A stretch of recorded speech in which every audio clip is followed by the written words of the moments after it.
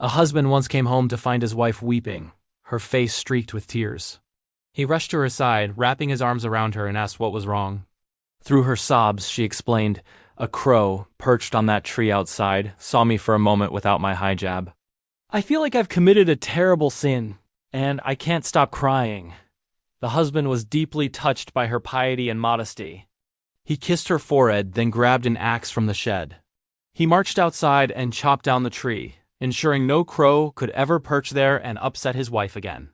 Sometime later, the husband finished work early and decided to surprise his wife. He walked into their home only to find her in their bed with another man. This was the same woman who wept because a crow had seen her hair.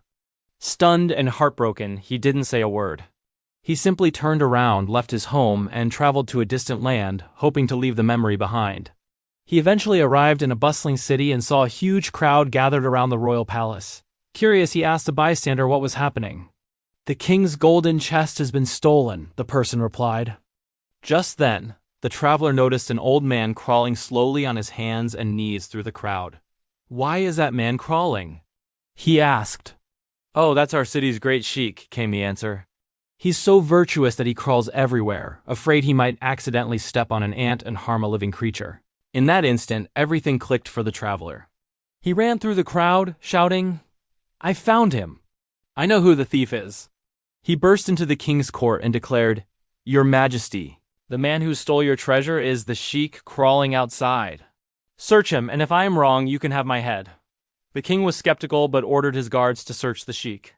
To everyone's astonishment, they found the stolen golden chest hidden on him. The king turned to the traveler, completely bewildered. "How did you know? It's impossible!" The traveler looked at the king and shared the wisdom he had learned through his own pain. He said, "Your Majesty, I've learned that whenever you see righteousness or piety taken to an unnatural and theatrical extreme, you can be sure that a great hypocrisy is hiding just beneath the surface." This story reminds us that true character isn't about grand, public displays of virtue, but about quiet, consistent integrity. What are your thoughts on this? Let me know in the comments below, and don't forget to subscribe for more stories that make you think. Thanks for watching.